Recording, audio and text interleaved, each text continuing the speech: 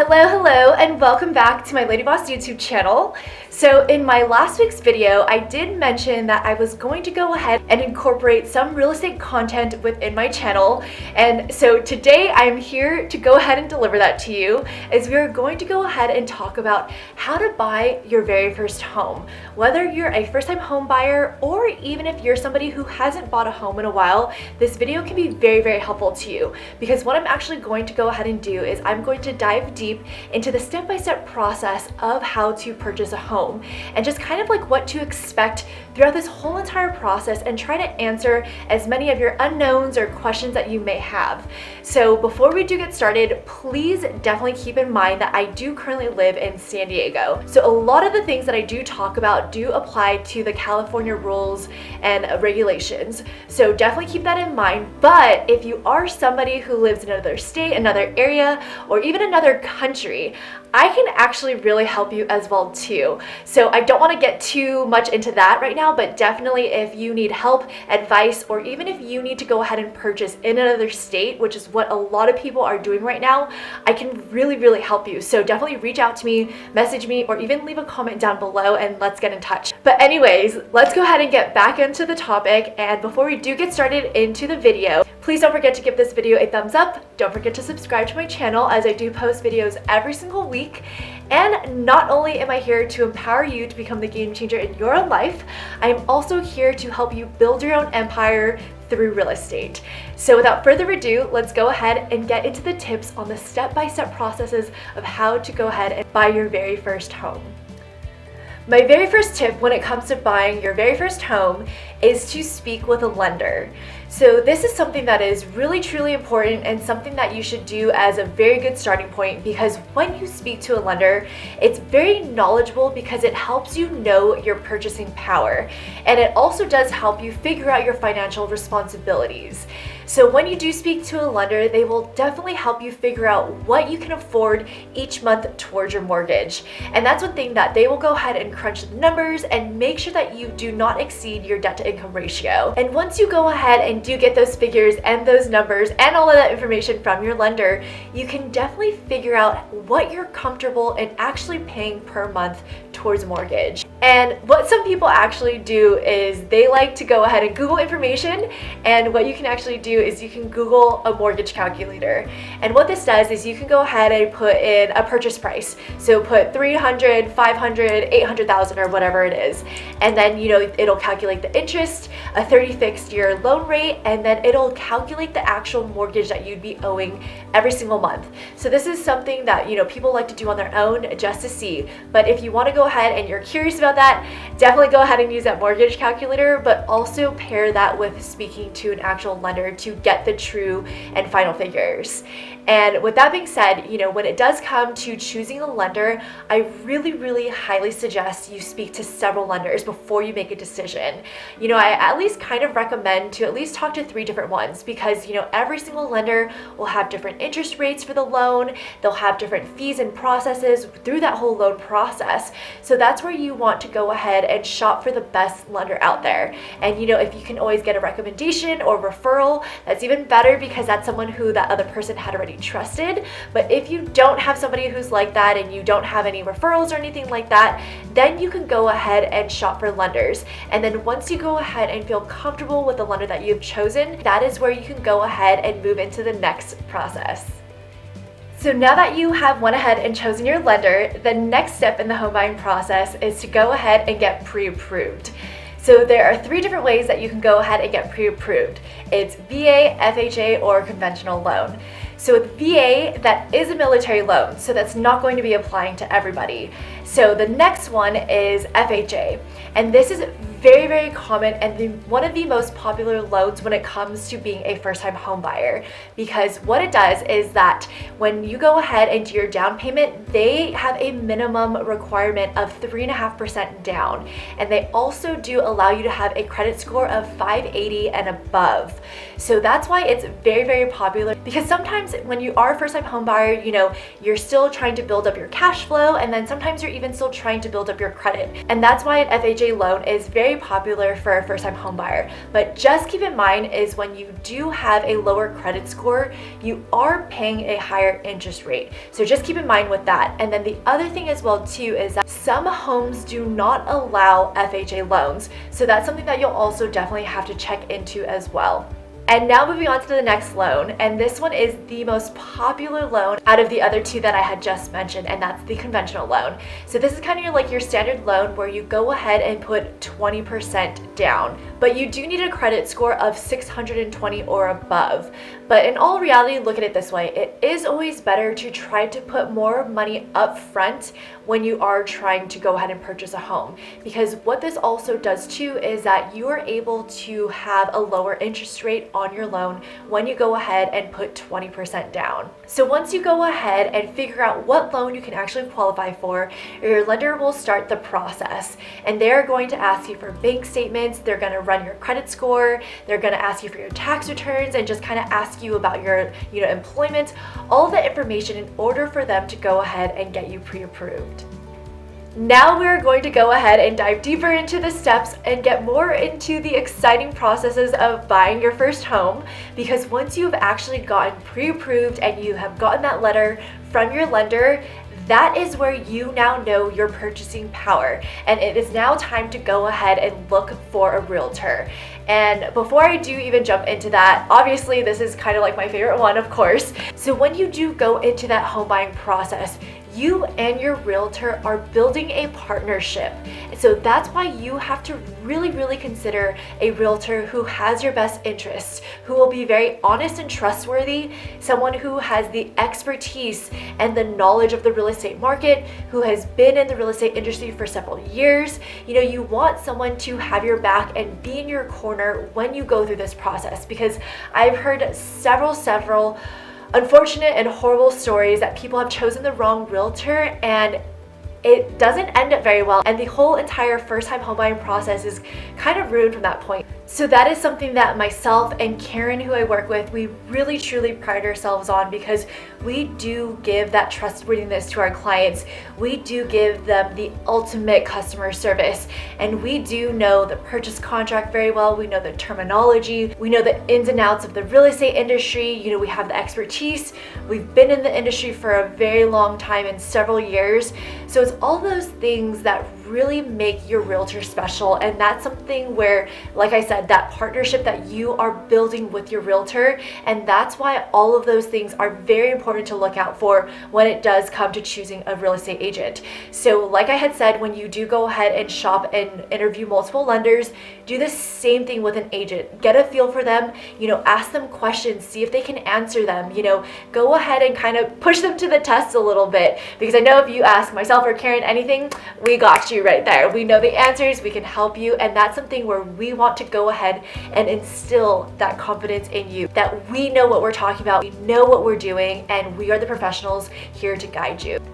So now that you have went ahead and picked a real estate agent, now is for the fun part of going out and searching for your dream home.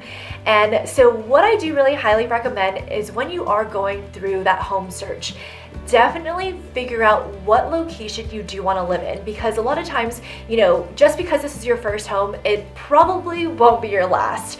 So location is something that really is important, because it will eventually determine the value of your house in the future if you decide to sell. So I definitely highly recommend, driving around the neighborhood, getting the feel for it, seeing the convenience of this location. Is it close to shops? Is it close to restaurants? Is it close to freeway access? Maybe even parks? Or sometimes even, if you are trying to grow a family, sometimes a school district around you and somewhere that is close and just minutes away is very important to some people. So having all of those things is a very huge plus when it does looking for a home in the right location, because at any time you can always change the interior of your home to any type of design that you want, but you can never change the location of where your home is at. So now maybe you've gotten your head wrapped around like the location wise, but honestly, don't worry if you don't want to go ahead and drive around the neighborhood just yet, and you kind of want to just go ahead and see the inside of homes first and then get a a feel for a location later, that's totally fine. So as your realtor, what we can do is we can actually go ahead and set you up on an automated search. So all you have to do is give us your criteria pretty much. So you just need to give us your maximum purchase price, what bedrooms, what bathrooms you like, square footage, and just kind of give us the area so we can put in the zip codes. And that's one thing where we can kind of filter out all the other homes and just pick the homes that are best suited for you and your needs. So that's one really great thing, and why it's also really great to have a realtor, because there are other websites like Zillow, Redfin, and stuff like that that you can kind of do your own self-searching with. But sometimes having that extra help with a realtor who has that MLS system to be able to set up a search for you on top of what you are doing on your own of searching on Zillow and realtor.com and like Redfin, it really kind of helps you cover all your bases so you don't miss out on any homes. So say now that you have went ahead and found your home. Now it's time to go ahead and write an offer. And with this process, this is where you really build that partnership, that relationship, and that trust with your real estate agent. Because what we do as a realtor, we go ahead and help you write the best and most competitive offer so you can go ahead and get that house. And what we do as realtors, we do a CMA. It's a competitive market analysis. And what we do in order to be able to write a very good offer for you is that we go ahead and look at the comparables within a radius of that neighborhood.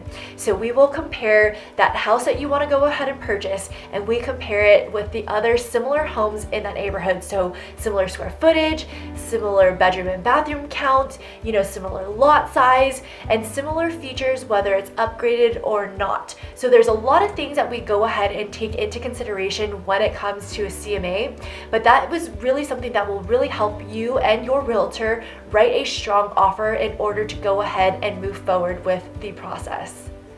So now I wanted to go ahead and pretty much incorporate some of the upfront costs or the fees that are entailed through this escrow process, because that is such a common and highly asked question that I do get. And I sometimes also do hear some first-time home buyers say that they kind of didn't know about any of these upfront fees or costs before they had, went ahead and purchased their home. So that's why I wanted to go ahead and shed some light on this so you can be well aware and well informed. So the very first thing that you will need liquid cash for is your earnest money deposit. And this is a deposit where you will go ahead and write a check to escrow, and this just signifies to the seller that you are committed and that you want to go ahead and purchase the house and go ahead and move forward. So your deposit is 3% of the agreed upon purchase price, and this is due within 3 business days of escrow opening. So if you want to go ahead and you purchase something for $300,000, you are going to go ahead and have to write a check for $9,000. If you purchase something at $500,000, your earnest money deposit would be $15,000 that's owed within 3 business days. And you can do the math for the other price points. It's just 3% of the agreed upon purchase price. Then the next fee that you will have to be paying is the appraisal fee. So when it comes to the appraisal fee, this is probably, I want to say, give or take, anywhere between $300 to $500. So this is something that you will need to go ahead and do when you do get a loan. The lender will require an appraisal to be done on the home that you are purchasing in order for them to go ahead and push your loan through.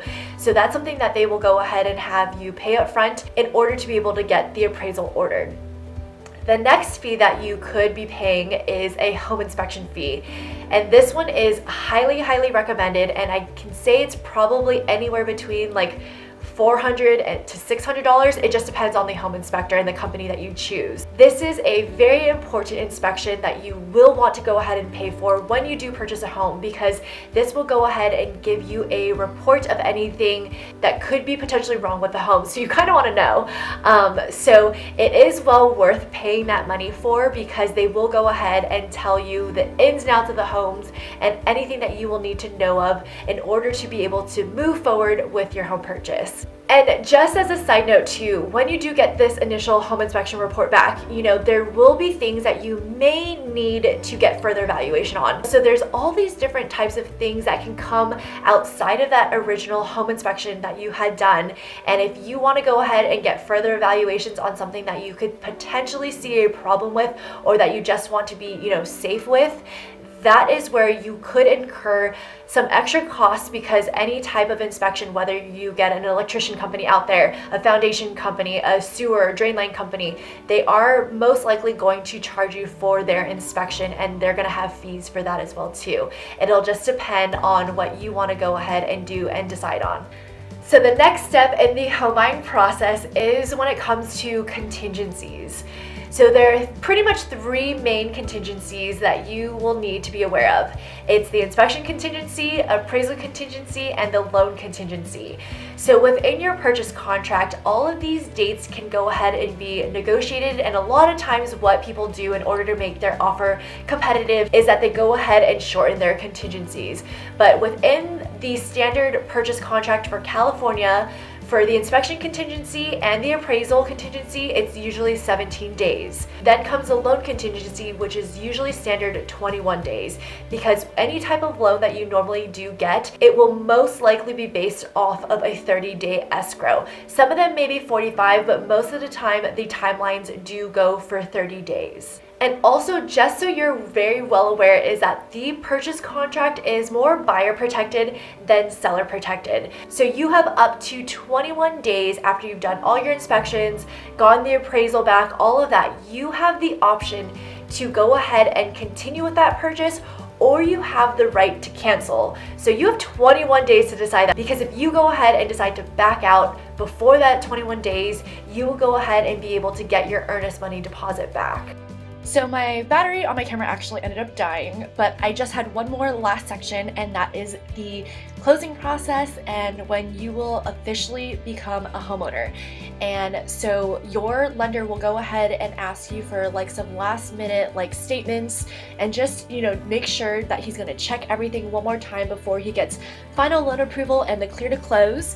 And once you go ahead and get through that process, sign your loan docs, you are ready to close, and congratulations, you are now a new homeowner. So this hopefully was very helpful to you, and I know it's a very long video, but you know, this does give you a lot of insight and the step-by-step processes on how to buy your very first home. So I hope that you enjoyed this video. So please go ahead and tune in for next week's video. Thank you so much for watching. Bye guys.